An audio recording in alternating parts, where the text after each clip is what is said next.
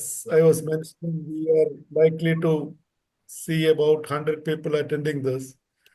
We need support and we should be good at giving support. So that is the essence of ASHA. We are very happy that many physicians have decided to be part of this, and I'm sure the university as well as medical colleges will allow this to scale up in their own institutions. So ASHA is there for all of us, and over to Professor Varghese Panus. Yes. Yeah, good afternoon, good morning, good evening, depending upon the time zone we are.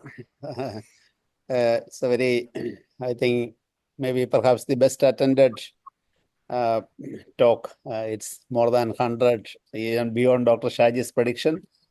So it's a moment of great happiness for me because I'm reconnecting an old friendship with Dr. P.J. Saju. I will introduce him formally briefly. Many of us in this gathering knows him. But the topic, I will say a few things about the topics first, and then we'll come to the presenter. We know that during our training period, CBT was, of course, I'm talking about 90s.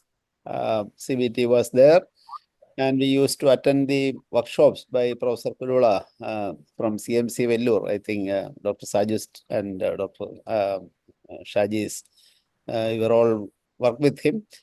And the concept that how thinking can influence our feelings and how important a determinant it can be, and how to assess the thinking process, identify the thinking errors, and the techniques to correct the thinking errors, and that leads to a relief of depression. So that was it's a very interesting, very appealing theme at that time, and then it grew on to beyond the confines of depression. It went on to address several psychological problems, and today we are talking about stress and burnout. So the last year we had a lot of discussion about the workplace stress, one of the important leading themes in the last year's mental health related topics. So the theme is hot. And now coming to the speaker, as I said, Dr. P.J. Saju, he was trained in his basic medical training was in Kerala, MBBS from Calicut Medical College, and then he went on for his DPM and MD in psychiatry from Christian Medical College, Vellore. And after 1996, that was the time we got acquainted when we worked together at Ernakulam. So a brief period of learning and sharing experiences from two centers. And after 1996, we all stayed here, and Saju decided to move abroad, and he had his MRCP in UK, and then he took up adult psychiatry, general adult psychiatry, and went on to several areas in which I also share some, for example, like consultation license, mental health, and then the transgender mental health, etc. Several areas, many of us are sharing the same interest. And he had his advanced training in CBT and did a major in CBT and also a master's in systemic family therapy. So with this several years of vast experience in general adult psychiatry, in consultation license psychiatry, and in CBT, I think Dr. Saju is one of the most person to address this particular gathering in ASHA when we talk about the support for doctors, especially the related to their stress and the peculiar mental health problems and stress-related disorders encountered in the medical fraternity, and of course, generally in the public. So we can hear from him, and I'm very, very interested to know that so even living in UK, he published a book on OCD, and the title is very captivating. OCD and Satyaneshna Parishnagal. I have already ordered it in the Amazon and waiting for the copy to come. So I don't want to take much time, which is devoted for this very, I think it's going to be a very useful talk. Over to you, Dr. Saju, for this talk on CBT for stress, burnout, and depression. Thank you. Thank you very much, Dr. Varghese, and my teacher, Dr. Shaji, is also there, my senior, Dr. Arun Kushore, and many other maybe senior to me. But I also know some of you are not psychiatrists, some of you may not know much about CBT. So I have organized this talk to reach all audience. So the basics of CBT is the first part. Let me try to share my plan. And this is a little tricky. Let me see. Yeah, whenever I came out, it sometime. Oh yeah, I hope that I can see it.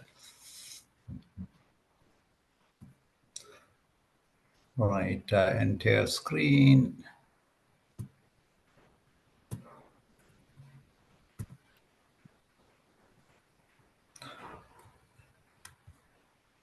Unfortunately, that has disappeared again. Sorry.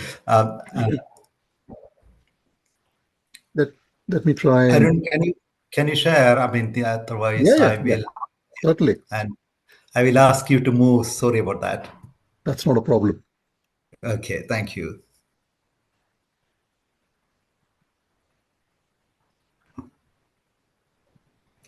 Right, I work in two places, and this is I mean, you can do it in presentation mode if you can. I don't. It will be easy for people to see. I work as a medical psychotherapist in CBT in Wakefield, but I also do hold another job in liaison psychiatry in another trust. So it's two workplaces. Right. Next slide, please. I'll just put it into slideshow mode. That's below, isn't it? Usually, no. Yeah. Yeah. Okay. Okay.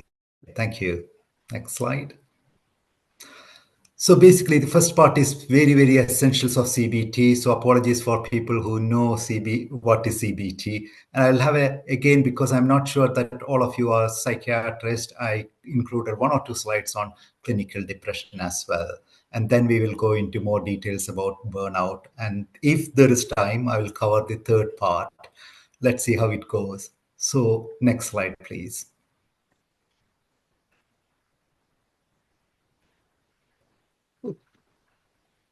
Just a moment, Saju. Yeah. Right. Thank you. So very simply speaking, the way we think affects the way we feel. Now, this is a profoundly, it is a simple statement, but at the same time, the implications are absolutely profound. So I want you to think about it in the next few slides while I try to explain it better. Next slide, please. So Epictetus was a Roman slave. He is one of the Stoic philosophers. And one of the most famous quote of him says this: people are not disturbed by things, but the view they take of them. That is another significantly simple but profound statement again. So here what he is saying is very clear. There may be an event which is an activating event, but it is actually the beliefs that we hold about that event creates the consequences. The consequences could be emotion, our behavior, or further thoughts. So the whole thing depends on that middle box. What do you think about that thing? And that determines the outcome. Next slide, please. So Epictetus also said another thing. You might have seen this in WhatsApp messages, the picture. There is only one way to happiness, and that is to cease worrying about the things which are beyond the power of our will. Simply put, it means there are things that I control in the central circle, things that we may be able to influence, but there are lots of things that we cannot control. And anybody who is trying to control the uncontrollable or hoping to control the uncontrollable is going to cause a lot of distress to themselves when they fail. And I've not put Epictetus' original quote. And he included lots of things like reputation as things beyond our control, because it depends on other people respecting them and hyping us up, or the fame and reputation, everything is other people's control. Illness is not within our control. Health, to some extent, is not within our control. Money, not within our control, even though we may try to influence. So that leads to the question, actually, what is it that we have control over? And because this is not a face-to-face teaching, otherwise I would have asked your comments, but you can still put on the chat if you have an idea. What is it that we can control? What is that we have total control over it, or near total control over? I hope because of the time, I'm going to give the answer. We have only control on our thoughts. Yes, attitude. Somebody has written that. I can see that. Or responses. Correct. That is correct. So our actions and our thoughts. That's the only thing that we control. All the rest, we partially may be in control, but not in total control. So it's interesting that it is a slave who found this philosophy, or who worked in this philosophy, because his freedom was very limited. But even when his freedom was limited, he could still select his attitude to the problem that he faced. Another important, you might have heard the name of Viktor Frankl, a psychiatrist who went to was sent to the concentration camp. He was a Jew.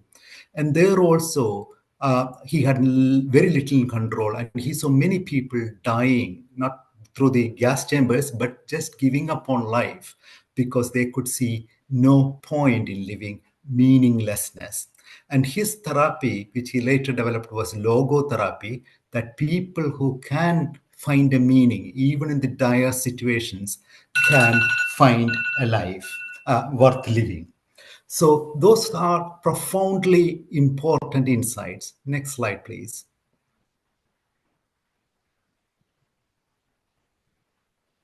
This is the Buddha's Dhammapada, and the first verse goes like this. Cognition precedes all experiences. It predominates and even creates them. And with unwholesome thought, if one speaks or acts, pain will follow as the carriage follows the drawing animal. So here also Buddha is talking about the power of thoughts. If you have the right thoughts, you will find happiness. But if you are led by wrong thoughts, just like the cart being driven by the ox, you will end up in pain. Next slide, please. So another thing about Dhammapada, again, let the wise man guard his thought, which is difficult to perceive, which is extremely subtle and wanders at will. Thought which is well guarded is the bearer of happiness. And then another quote, you yourself must strive. The blessed ones, that is the Buddha, are only preachers. They cannot change your thoughts for you.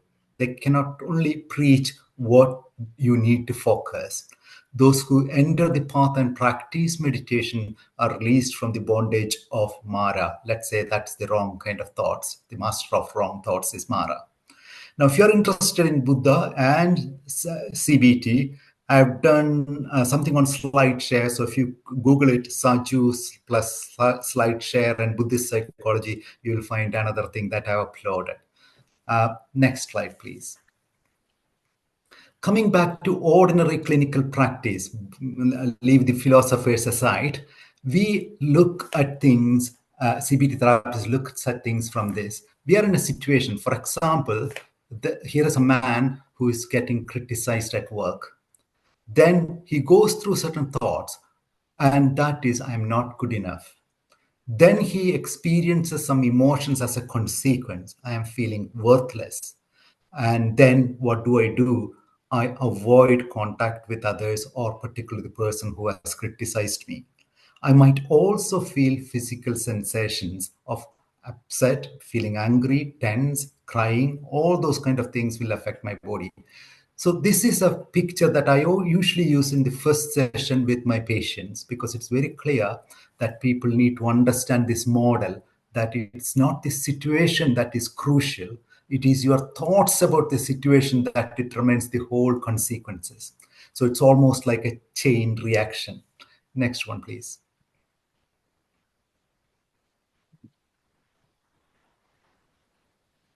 And the same picture can be put in a diary form. So situation criticized at work by colleague, and it needs to be written if it is a patient or you, if you are trying out, just 1 or 2 sentences, very factual, don't add anything more.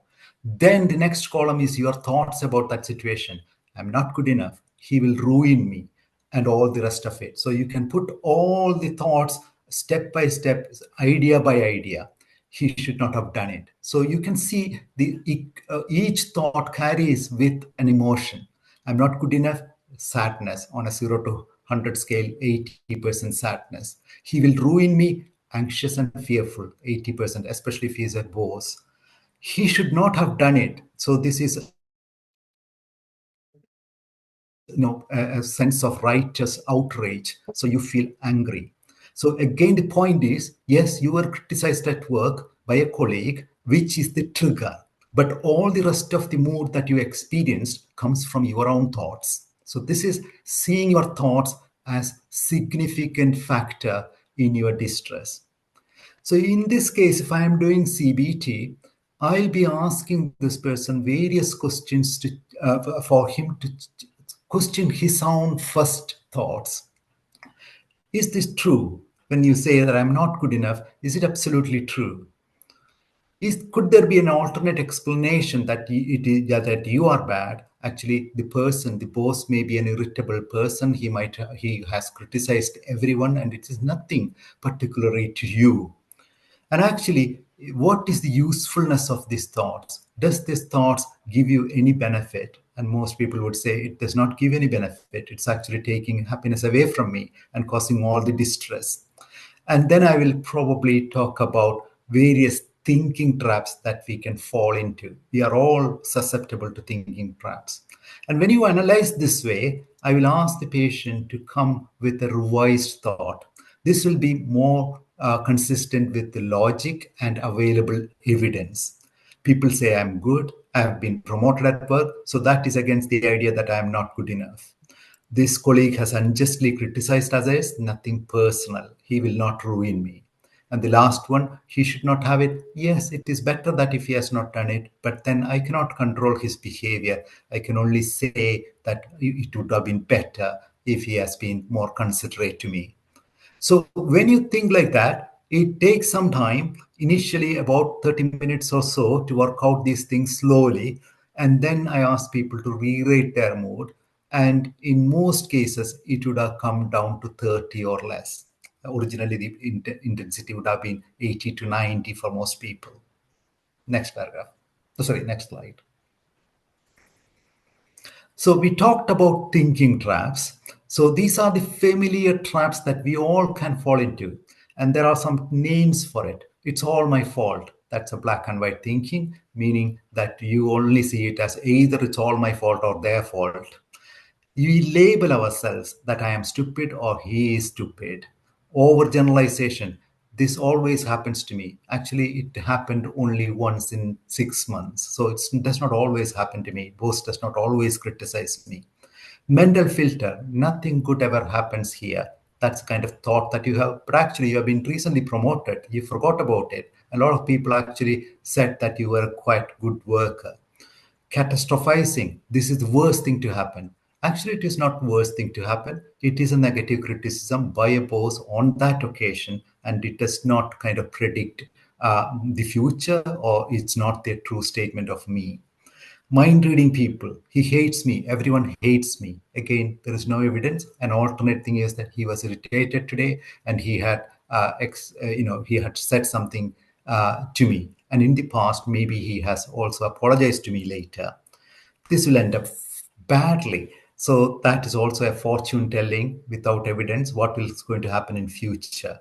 The other thing is should, must, ought rules. We often find that people with an anger problem often say that this should not have happened to me. Whether it's an illness, whether it's an accident, it should not have happened to me. My life should have been smooth without problem.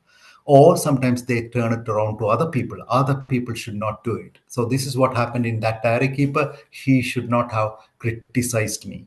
That is a should rule. And the reality is that we don't control other people's behavior, and we can only hope that it would have been better if my boss was more considerate or criticized me in private. The last one is pretty difficult because some people, especially who are affected strongly by events, would say, I know it in my heart, it is true. I don't have any evidence to say it, but I really feel that this is true, and don't try to change my thoughts. So the extreme example of this is paranoid patients. They are completely convinced about what they think, and they will not let anybody else come back to them. Okay. Next one. And if people, so I think this is the briefest introduction to CBT. So the key point is that you look at your thoughts and you yourself can ask structured questions to question whether the truths, your thoughts are completely true, or whether there are alternate ways of thinking about it.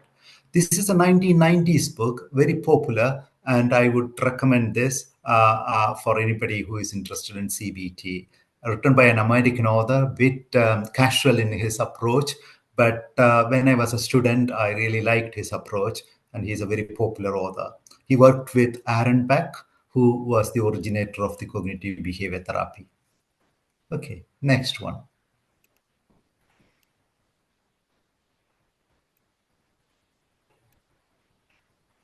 Saju, I'm really sorry. There are so many annotations. That's okay. That's okay. I don't know how it happened, but can you? I will try to reverse that. Okay.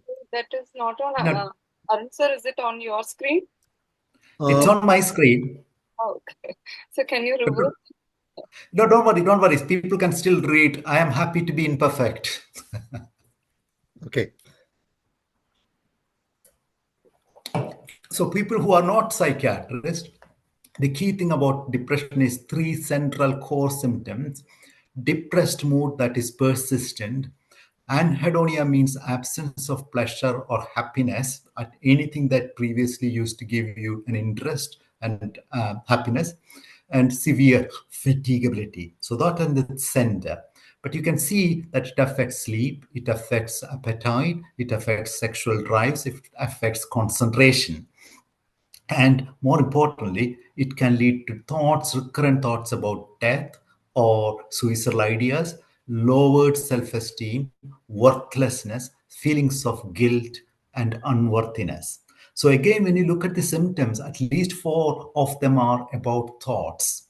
So it's a clear link that when you are depressed, you have more negative kind of thoughts, and actually these negative thoughts may be adding on to your depressed mood. So that's the key point. So there are ways to look at whether this depression is severe and mild. And next slide, hopefully, is about that. No, I wanted to just say about suicidal belief system. So people commit suicide when lots of belief system comes together. So one of the main one is I can't stand this pain anymore. So one of the suicide researchers in the 1960s, Schneidman, said it is a psych ache and a pain in the heart or a pain of the soul. So those people will say, I can't stand this pain anymore. And then there are associated beliefs. This is completely awful. My life is completely hopeless. I am worthless. I can't solve this problem, and I am a burden to other people. So you can see a suicidal person will have lots of negative thoughts around these themes. And when it is overtaking the other thing, the consideration for their family, their future life, other things, it tips the balance. So in a crisis, this is the important thing. It's not only in depression. In a crisis, people can be trapped by these thoughts immediately. And there is no time to reflect. So when all these things are suddenly coming to your mind, you may do something hasty to end your life. In depression, it's usually a gradual process where they go through all these kind of things bit by bit. But impulsive suicides, it's like all these beliefs gets activated, and there are a lot of beliefs that you cannot immediately question. It is possible to question, but for that, at that time, they remain very vulnerable. Next slide, please. Again, for non-psychiatrists, you can do PHQ-9 and GAD-7 are readily available screening test for depression. And roughly speaking, mild depression, you don't need antidepressants. You can see self-help or counselor. But moderate depression, usually your functioning is affected. You must see a psychiatrist or psychologist, and either CBT or medication has to be started. And when you are talking about severe depression with hopelessness, suicidal thoughts, psychotic symptoms, and other problems, you must go to a psychiatrist without delay, because that suicidality, not many people are open about it. And a psychiatrist and a psychologist are people who can sensitively explore this so that the full picture becomes known. Next slide. Right. Now, so that was a general thing about stress and low mood. But now let's go to burnout, which is not a diagnosis, but there is a little Z code in ICD-11 as one of the conditions that may come to medical attention. Next slide, please. So this is a picture that I found in a journal, and many burnout cases, you can see it's a host of factors operating on it. One of the things is the personal characteristic of the physician or the staff, the environment. Here, this is an ICU environment, high turnover of patients, lots of deaths and other things. Organizational factors, one patient after the other. You have very frequent on-call duties. And sometimes people feel that moral distress. What am I doing here?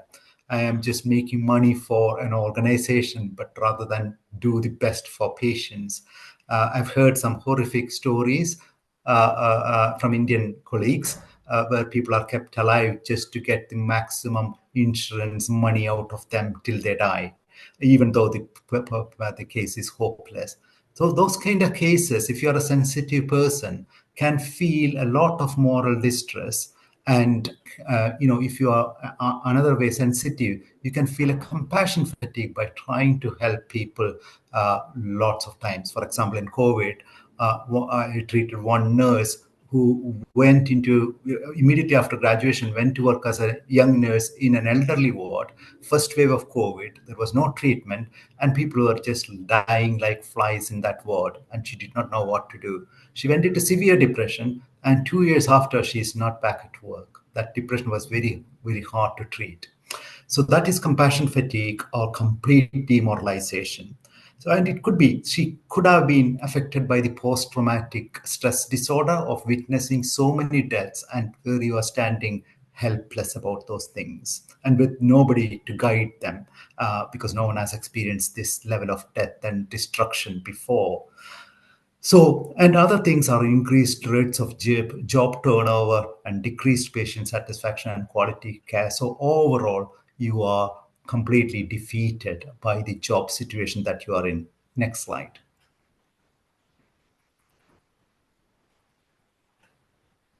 When it is full, burnout has three major kind of clusters of symptoms. Severe exhaustion. This is physical and emotional exhaustion. So you can't really have the energy to concentrate, do anything properly. You develop an attitude of cynicism so that your compassion has dried out.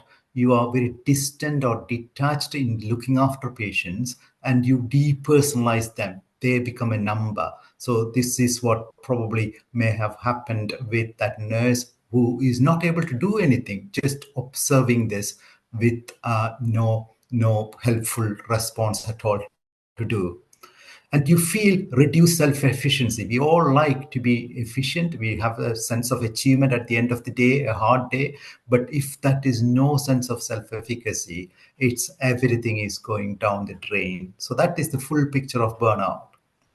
Next slide. So it's a mismatch between you, the person, and in some studies will say 6 domains of work environment. So the workload is important. The control over, do you control your work, or somebody else controls over your work? You must see this many patients. Your manager is saying to you, you have no control. Fairness, many times you feel that you are not being fairly treated despite hard work. Other colleagues are promoted, other colleagues get more leave than you, or all sorts of things. And you also feel the reward and appreciation is not matching the effort that you put in. And actually, the team morale also is down, the community morale is down, and everybody is equally unhappy. And your values also are severely questioned, because that young nurse thought that she's going to change life by caring for people, but she was not able to do anything. So the whole value of becoming a nurse became almost like pointless. She just witnessed death after death. Another thing is that the emotions, sometimes the emotion that you do, especially in ICU work and psychiatry, suicidal patient, lot of emotion needs to be there. And if you are not processing your emotion, you become dead end after a lot of patients.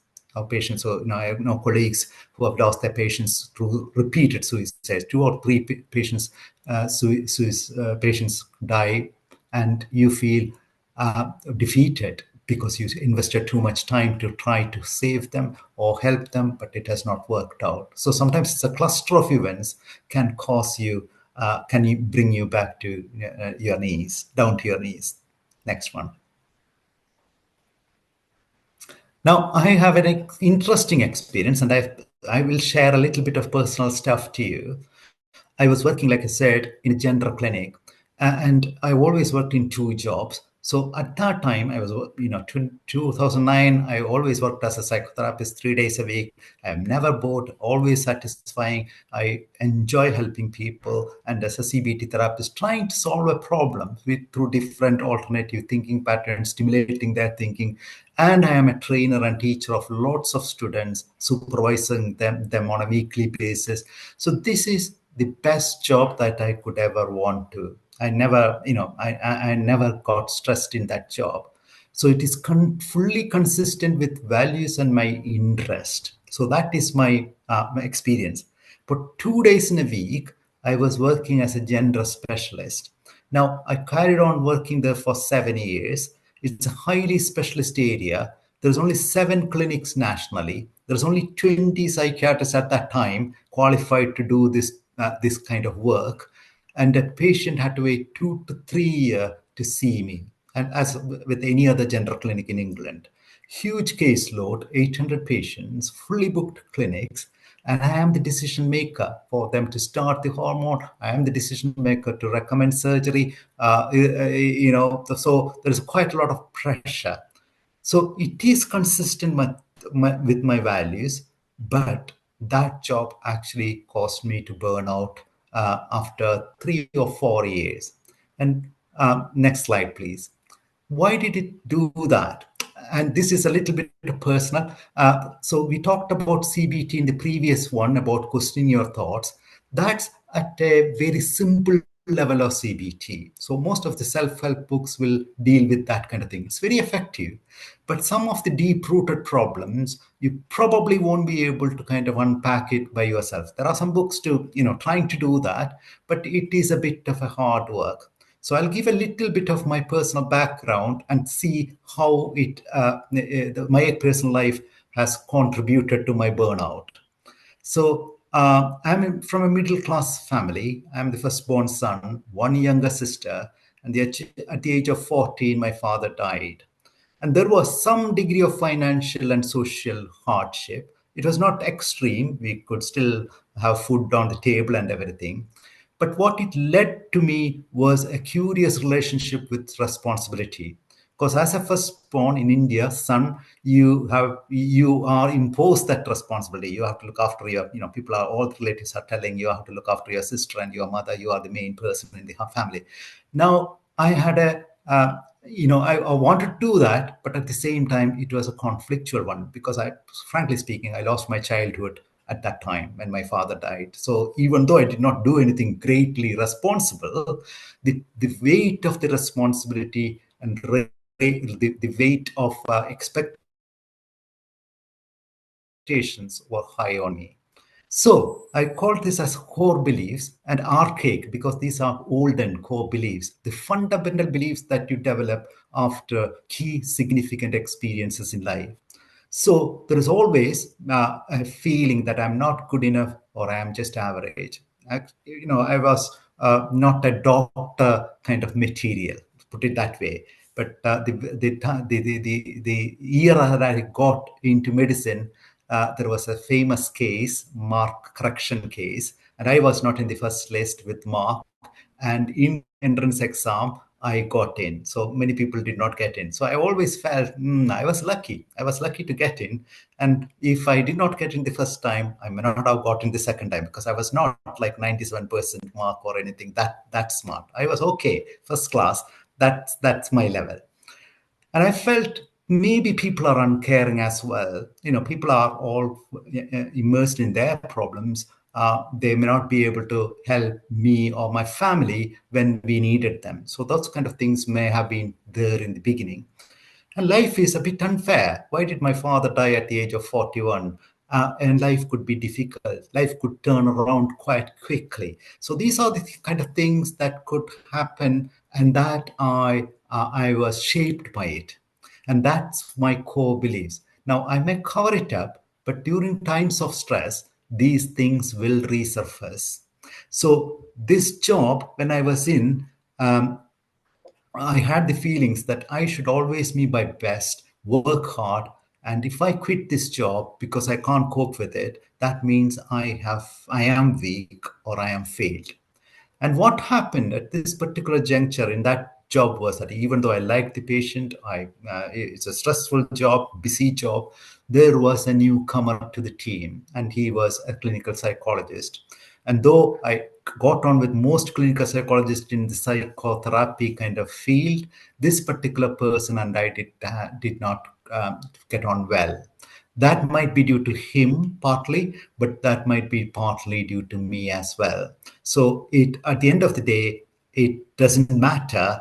We didn't get on. So next slide, please. And that's where I had to look at my own personality, and I could see that there are some obsessional elements in my personality. I'm a stickler for order, this thing, because that's the thing that you need a busy clinic. You need everything to be doing one after the other. You don't have time for many other kind of niceties.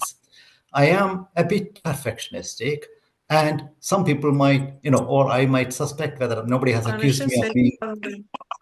Nobody has accused me of narcissism, but that's also a possible kind of thing that I want to be in control of that department.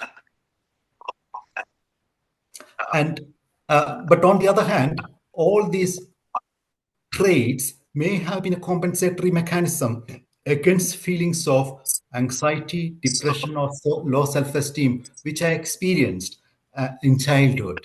So even as an adult, even if I don't experience any of these things, the old ones may have shaped my personality to certain stable personality traits, and that might be a problem when we are faced with a major challenge. I think that's what's happened. Next slide. So despite being a CBT therapist, it didn't work out well. I could have done a little more CBT on myself, thinking, keeping a diary. I didn't. I could have done a cost-benefit analysis. What is the advantage of staying in this job? What is the disadvantage of staying in this job? So that would have given me some pointers about what is the line, is it repairable, or is it something that I should actually leave? I could have phoned a friend. Now I have a friend, some of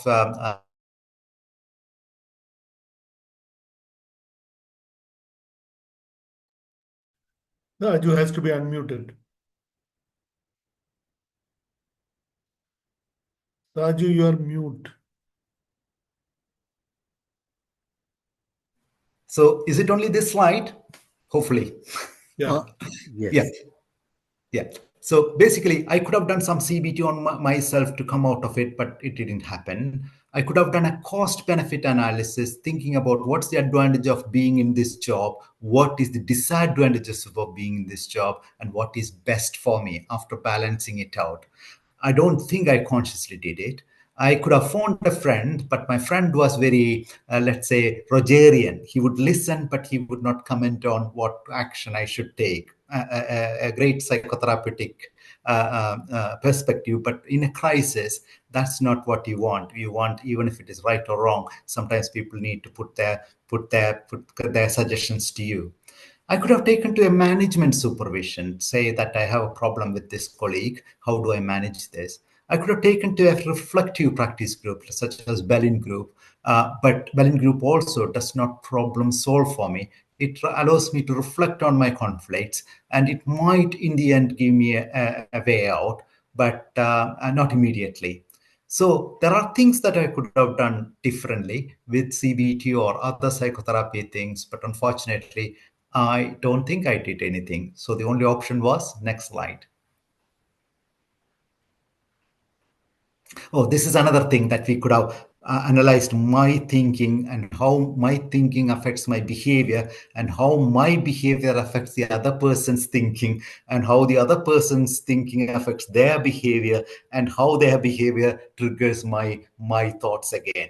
So in dealing with two people is not the two people's kind of thoughts and behavior is not technically you can create a formulation, but it's not a strong point for CBT. CBT is mostly about yourself, your thoughts. How do you change it? When two people are there, CBT will struggle, even though some people will say that you can still use the model. Next one.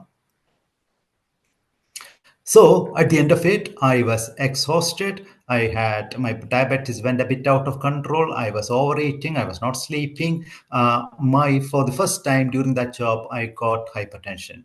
I'm pretty sure that it's all due to my suppressed anger, tension, whatever. And actually, I became very cynical with the whole team and this particular psychologist. And there was one or two meetings when I actually felt very angry and said something very strongly. Now, if you work in the UK, you know that however strongly angry that you feel, you don't express that. There's always a limit of politeness. And I think I crossed that limit out of my anger.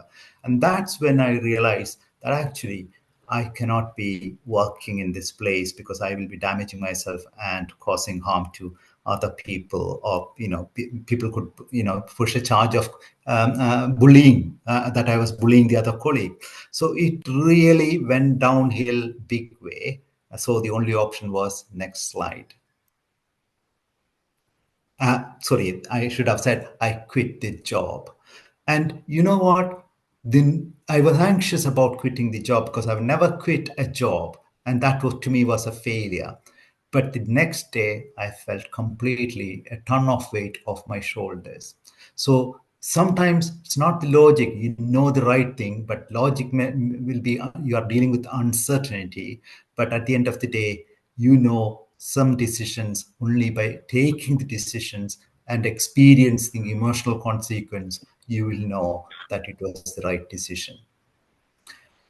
Anytime, this is a bit of a time for questions for people, and before we move on to one more section, chat or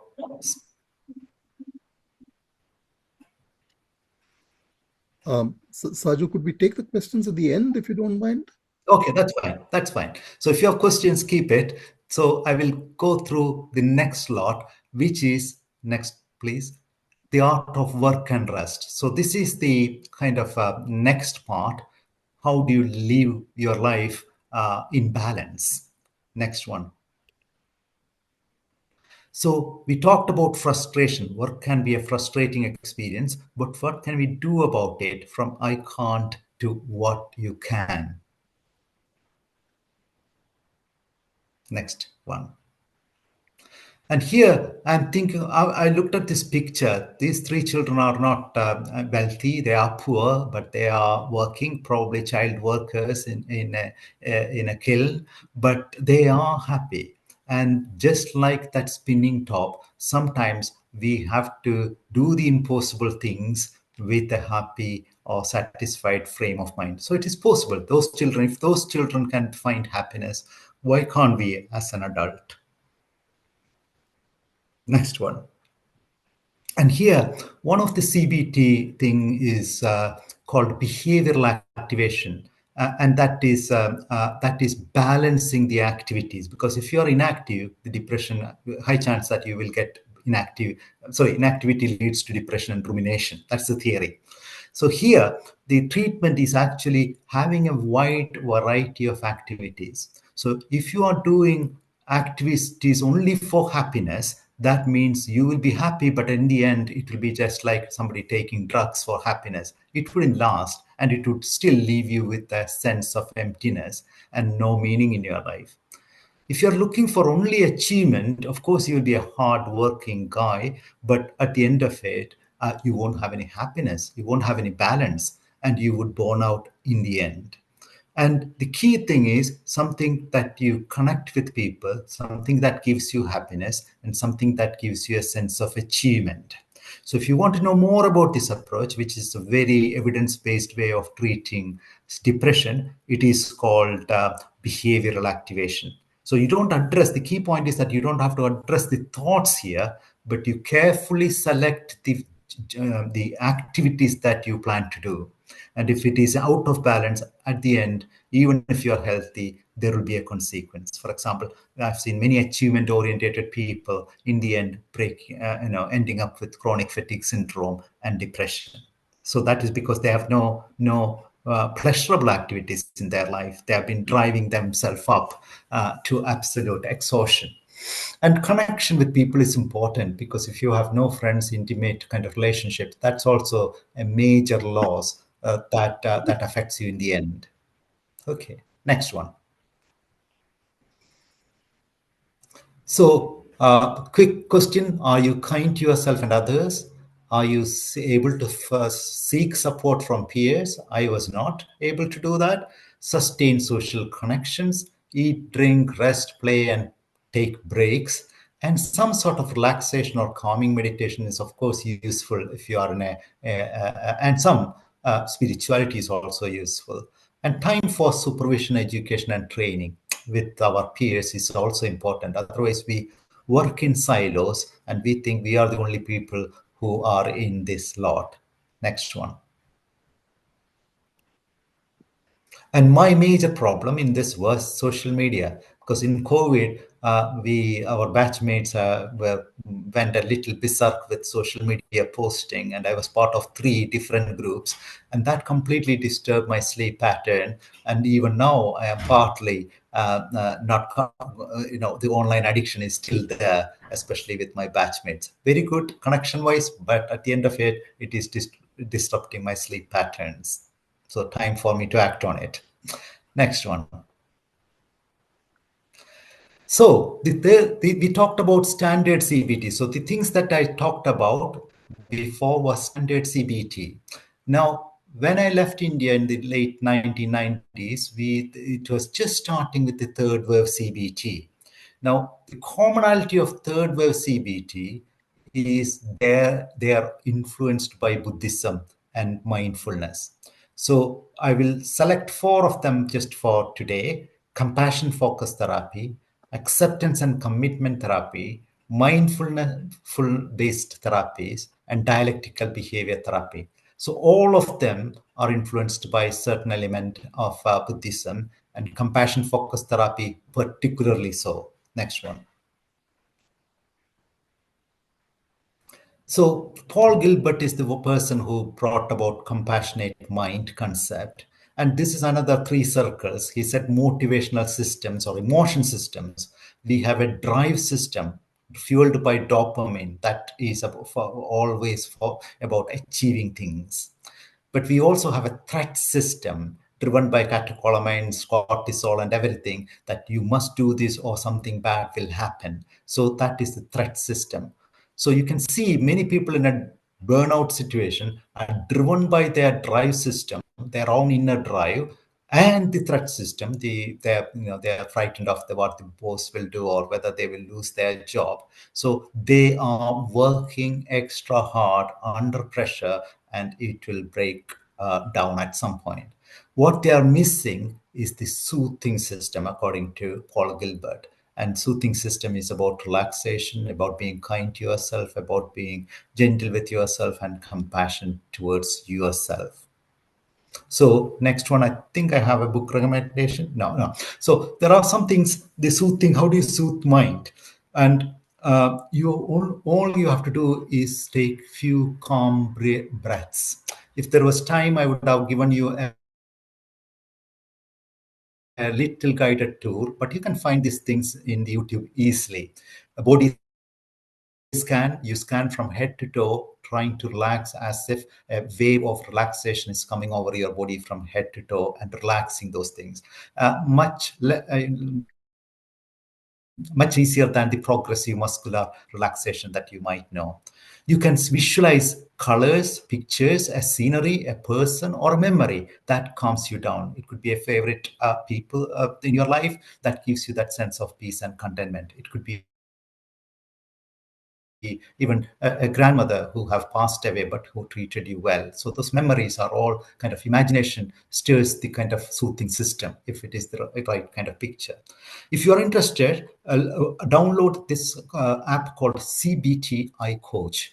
And then when you download it, you can click on the tools, and there is lots of things to quieten your mind. And like walking through a forest, 7-minute guided meditation, going to the beach, looking into the sky and passing the clouds pass through. All these are 7 to 8 minutes of guided meditation, and they are brilliant. I always, not always, but I use it with my anxious patients to settle their mind. And they are, you can see, and of course, I am also getting a 7-minute break by relaxing with the patient. So it's really worth doing it if you are stressed. That is a 7-minute to rejuvenate you. Next one. And this is something that we don't, the compassion should start from yourself. So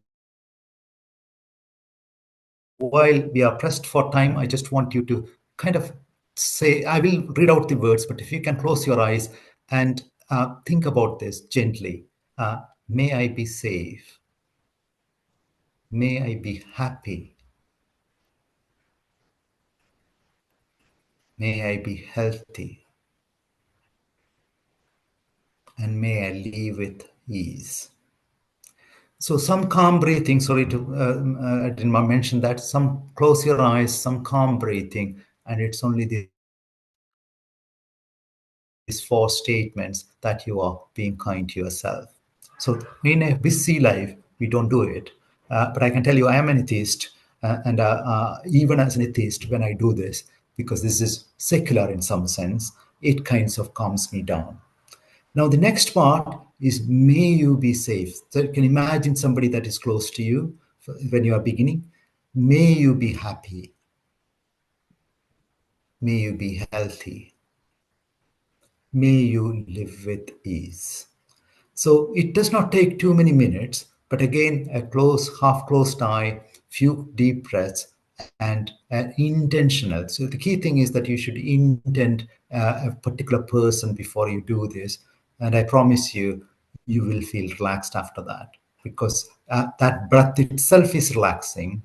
The good thinking that you are sending out to another person, the memories of that person, the feeling of that person feeling happy in a busy day, that is absolutely helpful. So it does not take more than 2 or 3 minutes. Next one.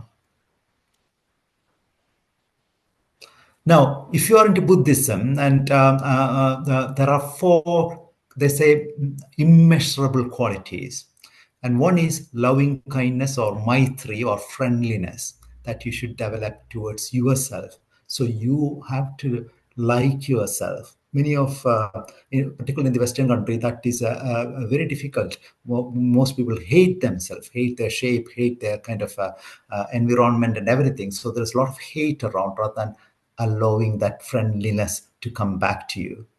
And you should be kind to yourself. You're not, you're not a superhuman being. You will make mistakes, and that has to be accepted with a mind of compassion. And sometimes we are jealous, I must say. And actually, this appreciative joy is joy about other people winning. So that is a healthy quality to develop. And many people who are under stress do not care about other people. We are self-focused. So this is actually joy of other people. That could be a child, that could be another person. And somehow some sense of equanimity or even-mindedness. So this is Buddha's four immeasurable quality. Immeasurable in the sense that it can be enlarged and enlarged as years pass. So it's a skill that needs practicing. Now, there is another challenge also. So the first one is to yourself, that you may struggle. But the next one is your parents or brothers or loved ones or children or whatever, that next circle.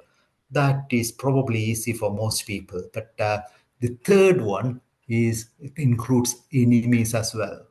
So if I talk about my fractured relationship with the clinical psychologist, at this time, over the years, I can actually send out that kind of friendliness feelings towards him. At that time, I would not have been able to. I was too angry with him. And now I genuinely can say, he has his faults, I had my faults, but I accept and I want him to do okay in that job, which is a hard job for anyone to do. Then it's like you are expanding the circle, the well wishes to the people in my country or even outside the country. So the whole idea is that these four good qualities are like a self-fulfillment, self-actualization, a journey towards that. Next one. So we talked about mindfulness of emotion. There will be disturbed. So it's not all kind of lovey-dovey feeling. We get pretty nasty emotions, anger, jealousy, hatred, all those kind of things will be there. But when you are experiencing it, the key thing is not to suppress it, not to shut it down, allow them to come. Name them. What exactly is it? I am jealous of my colleague, or he is more better than me in some ways. So you name that feeling, envy, jealousy, and I hate him for something that he has done to me. And then you say, validate yourself. You have your own reason to feel this way. That's all it says. You don't have to shy away from it. I felt like that at that time, and it was probably right that I felt at that time. It was right. You can express the feeling either in writing or speaking to a colleague, or even using art to express those feelings. But do not act out. Acting out means that you're impulsively doing something against that person, or drinking or using drugs to block out. So don't act out risk behavior. You just acknowledge it and allow it. Next one. So those things, the things that I've mentioned in this part, will be available in a book. If you are interested in compassion focused therapy, the book that I recommend is Compassion. It's called Compassionate Mind Workbook. Sorry, I did not include it in the presentation. That is by Chris Irons and Elaine Beaumont. It's really well written, structured. And my initial reaction, especially from India, I grew up in the 1970s, 80s, where Malayali population generally are critical, leftist and critical. We are all good at criticizing people. So the whole idea of compassionate and being kind to other people was sort of alien to me. And I'm like I said, I don't have a religious kind of background either. So this one is actually, compassion is good for you. It's actually, there is a selfish reason for you to be compassionate, because being compassionate to yourself, you are actually avoiding a lot of stress. So this is another slide just to say that the psychological well-being is dependent on your acceptance of yourself, some sort of autonomy for yourself, and then you have got some mastery over your surroundings, positive relations with people, and there is a purpose in life, and there is a general idea, whatever our age is, we are growing or we are learning something new. Name of the book is again Compassionate Mind Workbook. Right, it is just about time. This is what I thought that I will finish. Probably I will reach only this one. Next slide, one more slide. I think this is the end of this section. Yes. So again, if you're looking at positive psychology, another school, character strength. So this is a map, and where do you want to improve? If your life, whatever your age, which area do you want to improve, or which area that you have not really looked at in detail? For me, I've always been a learner, so that's probably overdone, a lot of learning. But maybe the kindness, I still have to learn to be kind and less critical. That's an old, like I said, 1970s Kerala culture that I have to get out of. And some sort of humility, forgiveness, that kind of things also are good. And what else? The courage to go through difficulties and not to lose hope. So all those kind of things are like values that you think, it's like a value audit. Where are you in this compass? Can you move in a different direction? Because when you are, when I was in Vellore, the whole focus was get into MD. It was competitive. The whole thing was competitive. Getting into MD was the only and main reason. And if I didn't get it, that would have been a crushing blow. But when I look back, what does it mean? It was a very narrow focus, important, but very narrow, and not at all important when you look at the whole of my life. I think probably this is the last, next section. Let me just have a look. Yeah, that's some of the other kind of references. And this Vietnamese monk, Thich Nhat Hanh, any books by him is absolutely joy to read. And for psychiatrists particularly, because there is a lot of things about listening to people. And it really helped me to listen to people with compassion, because sometimes you can listen to people with critical attitude. Especially in the UK, we have majority of our patients are borderline personality disorder, and you can get easily frustrated, angry, upset by their doings. But to really listen to them compassionately will change your perspective about difficult people. Okay. I think the next part we won't have time, so it's time for questions. I think I've got some few more slides, but that's for another occasion. Thank you. Thank you.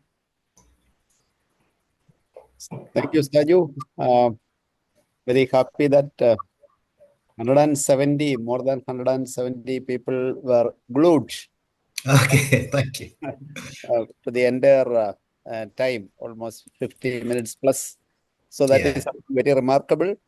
The way you put it in such simple and clear ways, the basic concepts as well as the structural way. And we are all really touched by the personal references and your own sharing of your own struggles, which all of us could connect somewhat, some way or other. We were all going through the struggles. So thank you so much. And I think that there are many questions. Some of the questions are already in the comment box. Maybe let me see whether I can see any comments. Thank you. Okay, if there is anything that you have picked up, just as a question, please share. Sorry, one question was, what could actually we do with paranoid patients' unchanging thoughts? Yeah, that's a pure kind of psychiatric kind of question, isn't it? Yeah.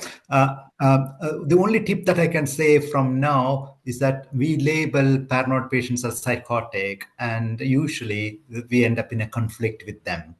So in a CBT fashion, actually, we don't name it as psychotic. We say it's an intrusive thought. It's a thought that comes to you. You tend to believe it, but it's possible that there are other ways of looking at it. So would you like me to kind of look at how other people or you could look at it in a different way? There's an excellent book, very small book called Overcoming Paranoia and Suspicious Thoughts by Daniel Freeman. He is a CBT therapist, and his approach is like this: see it as an intrusive thought, a thought that you carries you rather than a psychotic thought. I know that medication, most people will not be taking medication, however much you diagnose it correctly. So that's the best approach, I think. Saju, there are two questions from somebody called Hari, which I'll link. Yeah. One is, yeah. Some people talk about humans not having free will. And so do we really have control over our thoughts? Okay. I don't want to go into too much philosophy about the underlying philosophy about it. I come back to two quotes. One is from the person that I said, the logotherapy. What's his name? I forgot now. the person who wrote the book on logotherapy, Viktor Frankl. So from that point, the free will, his key text was that the situation may be intolerable, not under your control, and you have to have a tragic optimism. That is his word, a sense of tragic optimism about life, in the sense that it is terrible. Life is really terrible, but still you don't have to lose that optimism, because you could still have an attitude about how to face it. So even if you are walking down to the gas chamber, nobody can dictate that you should be fearful about it. You could smile if you want to. So that ultimate freedom is yours. So same thing, I think, I don't remember the quote exactly, but Nietzsche also said, the person who knows the why of suffering, what is the reason for suffering, can take any suffering. So you can Google Nietzsche and suffering, and something along those lines will come up, that you can still, person who knows the why will tolerate any suffering. So the meaning attributing to any difficulties in your life changes your perspective about that experience. So I believe that the free will, at least about the meaning that you attribute to an event, is always open to us all. For example, cancer patients, they get CBT, and they are terminally ill. So what can CBT do? Well, CBT can help them to focus on the present, this day, this hour, this half an hour. What are you going to think about? What memories can you bring back? What do you want to leave behind? What message do you want to give to your future kind of relatives, or whatever, a letter? So even in dire situations, you have a capacity to act, and that would be wisdom. Saju, Arunima Thomas asks, what help or immediate help can we give to a person experiencing panic attacks? And this is through CBT. Yeah, panic attack, the panic attack in a CBT model, if you Google, you will find that people needs education. So immediate help means, yes, it's hard because they are absolutely frightened, they are going mad, or they are going to die of a heart attack or a stroke. So it is a symptom that is misinterpreted as catastrophic. So this is the first step that they need to learn before they run to doctors, ask for tests and everything. So a maladaptive cycle is that I'm going to die. I need to go to the emergency department. I need to have the doctors check out everything, and so the cycle continues. But the key thing, so sometimes the immediate thing, people think that a psychiatric problem can be immediately solved. No, the solver is not the doctor. The responsibility for solving the problem, if you follow the CBT model, is you who have thought about that issue in a particular way. It's you who have to unhook from that thought. And the therapist, one of the words of Socrates always asked questions, never gave any answers. So you can ask questions to stimulate the person thinking. And Socrates had another kind of approach to his thing. He said, I am like a midwife to the truth. You, the patient, or the other person, has the truth inside them, but I am only a midwife. I am not giving birth to truth. You have to find your own truth, but I will assist you as a midwife does, with compassion and questions and support. So that's the idea. So if somebody is very frightened and want immediate solutions, they are not in the right frame psychotherapeutically to address that problem. Slow down, slow your response as well as the patient response, and then work slowly. Um, those are the only questions I found. Shija, did you find any others, or Varghese, did you? Yes, sir. Aparna was asking, Ah. recently came across an article saying that CBT is now shifting its focus from thoughts causing emotions to emotions causing negative thoughts. How has this changed the practice of CBT? That is one question from Aparna. I oversimplified it when I said a situation evokes thoughts, and thoughts evoke emotions, and emotions evoke actions. That's the only way to teach people. But in reality, if you imagine this as interacting four elements in your mind, the thoughts, mood, actions, and body, then you can easily see the triggering point may be a body. For example, in a panic attack, it is the body that fires off an abnormal signal, maybe a missed heartbeat, maybe a run of beats. So this problem starts with the body. But the mind, the thoughts immediately come. What is it? Can I, this could be dangerous. I need to go for help. So that way, it's actually the equation changes from, in that panic disorder patient, physical symptom, thought, and sometimes physical symptom directly into mood also, because none of us who have not experienced a palpitation, suddenly something out of the blue experiencing a panic, palpitations, would feel fear even before the thought catches up. So all these four things are linked.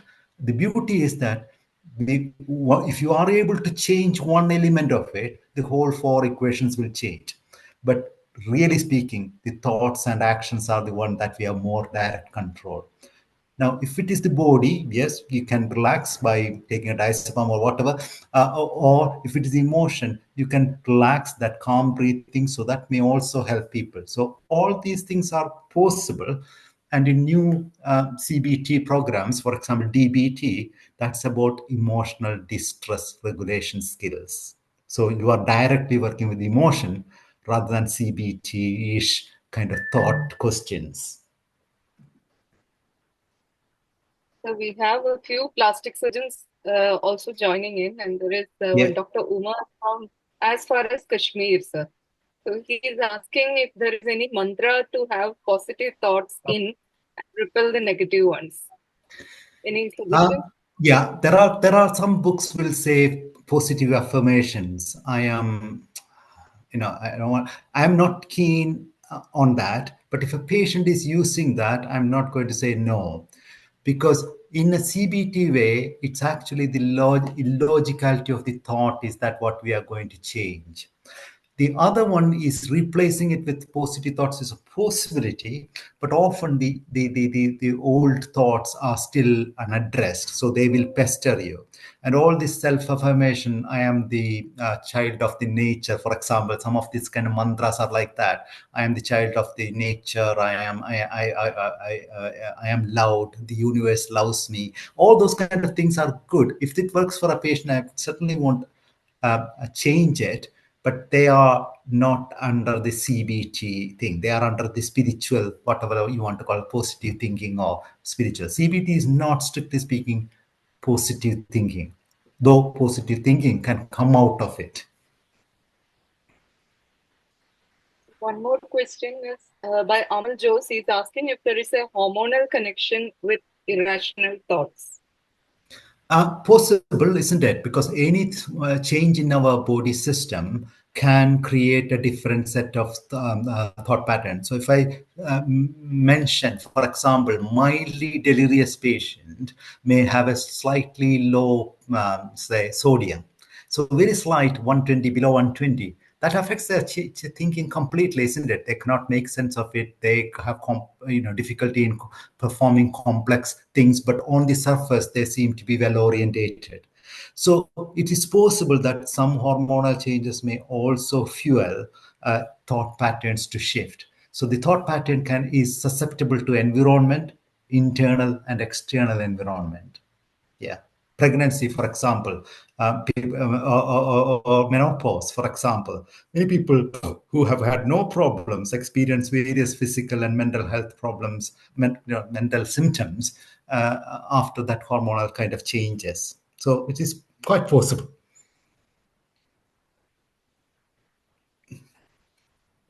Thank you, Saju. I'm now going to spotlight the team, the ASHA team, so that they can all be there with you.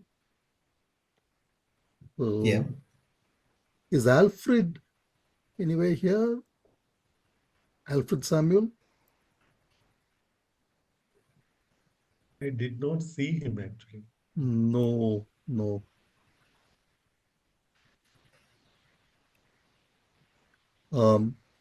If you can see Alfred anywhere, or you can see Biju, then I can't see Biju either. Okay. Anyway, Saju, this is the team, and Varghese, did you want to wind up, or Smitha is going to give the vote of thanks today? Yeah. So maybe see one of the most involved session, I would say, because rather than speaking about some theory, he connected it very personally, to which most of us could personally connect. So thank you very much, Dr. Saju. Yeah, happy to take any kind of email. My email is with Arun. So if people have any further questions later, my email can be shared. The slides can be shared. There's some extra slides if anybody wants to. So have a look at it. That's all right. Arun, I just want to say that ASHA as a group, with this presentation, we are reaching out to more people, because this is something which most people will be able to connect in some way to one's own professional life. It was helpful for me. I'm sure most of us would have imagined a situation which we had gone through. I think that is the way. So, Saju, you touched our hearts. So, thank you very much. This is it. When we are experienced to share deeply personal experience, you'll be always surprised to know that more people than you imagined had this similar kind of experience in their life. So, thank you very much. When are you coming to Kerala? Maybe we can have a physical meeting. I'm coming on 15th or 16th of January, and I'll be going to ANSIP's conference. You'll be there in Hyderabad. Yeah, I'll be there in Hyderabad. Recording available? Sorry? Yes. Is recording available? Yes, the recording will be available, and we'll send a link to the YouTube video. Posted the link. Yes, sir. I posted the link. Yes, We'll put it in the YouTube also. Thank you. Okay. And more talks for similar crowd. I'm sure it's not we touched 181 at some point, and about 150 had stayed on very well. So I think it just shows that through word of mouth, people would share their experience of being here today online. So if there is demand, I'm sure university and I'm sure medical colleges will be happy to organize this. Please send the link, sir. Record. Sure. So let me know, because I am returning to UK on 5th or 6th of February. So if it is in Kochi or Trichy, happy to come along. And Calicut, I'll be going. So if there is anything around those kind of in my path, I'm happy to have a short meeting. Sure. Thank you, sir. Thanks. We've just put out the link to join the ASHA WhatsApp group, and people can click on it. Okay. Should we wind up then? Smitha? Yeah. So, Smitha, did you want to? Very good evening, sir. Good evening to everyone. So I just had one doubt before we wind up, and I propose my vote of thanks. What is your personal experience in dealing with stress amongst doctors? So what is your approach to a doctor? I'm a non-psychiatrist, so I would like to know what would be your approach to doctors in you with stress and burnout. Yeah, I think there are two ways. Some doctors would like to see a doctor, that kind of personal kind of confidence. But in the UK, it's very rare. So if you are a doctor of whatever grade, you are well-being teams. Every trust has got well-being teams, and you'll be often seen by an occupational therapist who has got some counseling experience or CBT experience, or a nurse therapist. It's very unlikely that a doctor will come to my clinic. The only exception is this: I have currently a doctor who has got a bipolar disorder and who has seriously self-harmed themselves before. So that is severity of the underlying condition is severe. The stress is there, so I will see them because I can manage the medication as well as the psychological input. But generally speaking, doctors are just like anyone else. They will be seen whichever clinician is available. And if you are seeing a doctor, there are pluses and minuses, because doctors can be the worst patients, as you know. So you have to be, there is plus in the rapid engagement, but continuing with the plan sometimes it's a tricky one with the doctor. So I think, sir, your approach would have been very good. Like you shared your own experiences. I think that really helps. Yeah, you have to be transparent, isn't it? Many of the stress clinics in UK, people are relaxed about talking about their own issues because it's not, we all carry shame. So by talking about our experience, and at least we are removing the shame, this is natural. And when you are in a group, you will see that lots of people have similar experiences. So away from the shame is the first step. Thank you for saying that, Saju, because the basic principle of ASHA is so long as you as a doctor can accept support, then you can help another person. Yeah. Right. It's all. Thank you so much, sir, for this extremely insightful talk.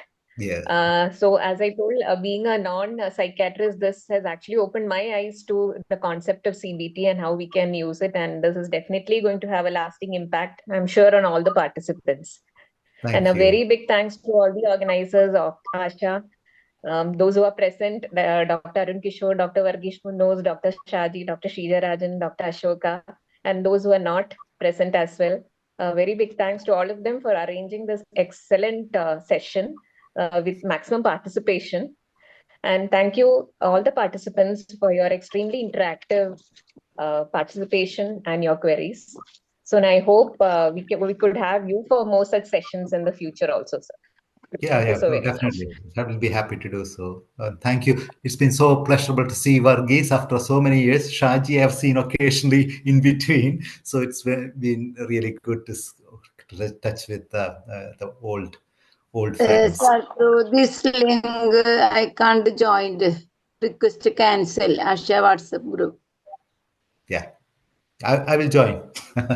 I'm sure that Arun will send me a link. Yes. And just for team's information, Saju will be helping us to design the peer support training. Oh, will be.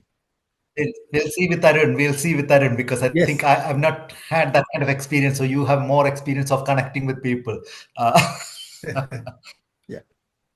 Okay. Thank you. Okay then. I'll stop Thank you very much. then. Yeah.